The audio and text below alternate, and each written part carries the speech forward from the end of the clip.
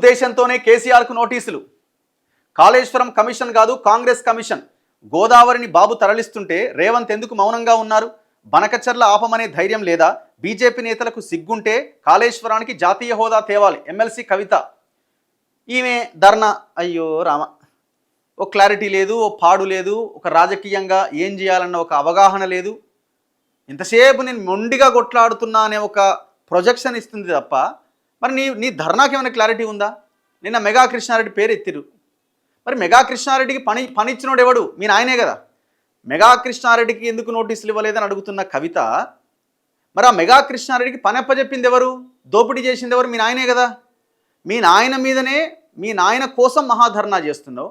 అదే మహాధర్నాలో మీ నాయన ఎవరికైతే పని అప్పచెప్పిండో కాంట్రాక్టర్కి నోటీస్ ఇస్తలేవు అంటున్నావు. ఏమన్నా క్లారిటీ ఉందా? ఏమన్నా క్లారిటీ ఉందా? 1% అన్నా?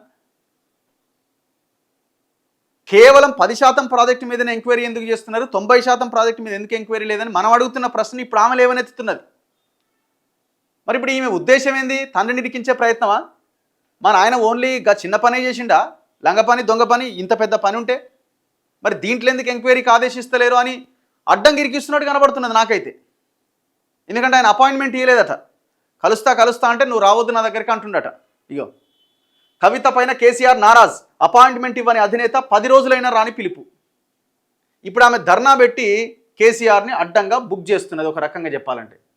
దాంట్లో ఇంకొకటి లేదు. ఇగో కవిత పైన కేసీఆర్ నారాజ్, తండ్రే తన ఏకైక నేత అంటున్న అపాయింట్మెంట్ ఇవ్వని అధినేత 10 రోజులైనా రాని పిలుపు.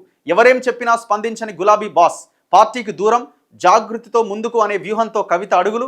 ఆమె కార్యక్రమాల కట్టడి బాటలో పార్టీ నేతలతో పాటు కార్యకర్తలు జాగృతికి దూరం.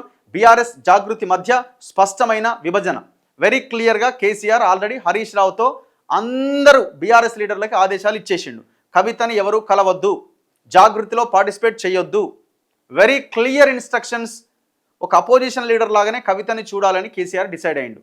ఆయనకేందంటే ఆమె ఎవరి మాట వినదు, జాగృతి వద్దంటే వినలేదు, ఇప్పుడు కూడా వినదు.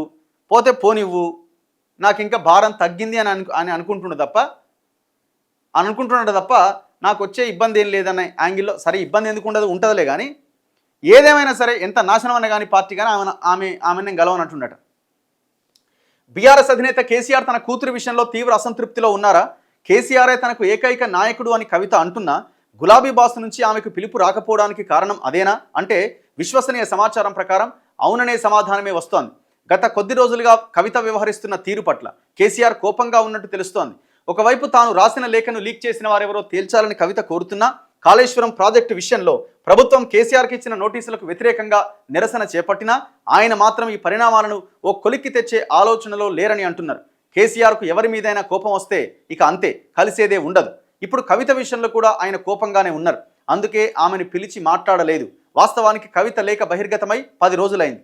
తొలి 2-3 రోజుల్లో కేసీఆర్ దీనిపై ఏమైనా స్పందిస్తారా, లేదంటే ఆమెను ఫామ్ హౌస్కి పిలిచి మాట్లాడతారా అన్న చర్చ జరిగింది.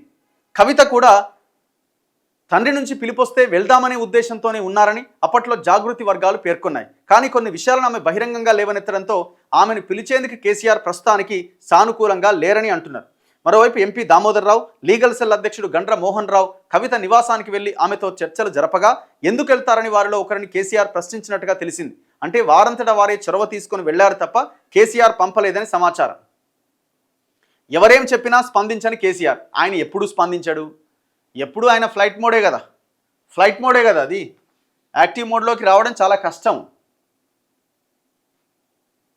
ఇక నిన్న మీటింగ్లో మొత్తం జాగృతి జెండాలు తప్ప ఒక్క గులాబీ కండువా లేదు, ఒక గులాబీ జెండా లేదు. కేసీఆర్ ఫోటో తప్ప ఇంకొకటి లేదు. ఇప్పుడు ఆమె ధర్నాలో క్లారిటీ ఉండాలి కదా. కాళేశ్వరం నోటీసులు ఎవరెవరికి ఇచ్చిరు? కేసీఆర్కి ఇచ్చిరు, హరీష్ రావు కూడా ఇచ్చిరు. మరి హరీష్ రావు ఫోటో ఎందుకు లేదు? పోనీ మీరు బీఆర్ఎస్లో ఉన్నారా లేదా అంటే మీరు మళ్ళీ మీరు బీఆర్ఎస్లోనే ఉన్నారు. ఆ పార్టీ ఎమ్మెల్సీ పదవిని అనుభవిస్తున్నారు. కవిత అడుగులు ఎటువైపు కవిత అడుగులు ఎటువైపు అంటే ఎటువైపు 1000 దారులు ఉన్నాయి ఆమెకి. క్లారిటీ ఉంటే ఆమె దారి ఇది అని మనం చెప్పొచ్చు. ఆమె దారి ఏందని ఏం చెప్తాం? క్లారిటీ లేని రాజకీయం చేస్తున్నది ఆమె.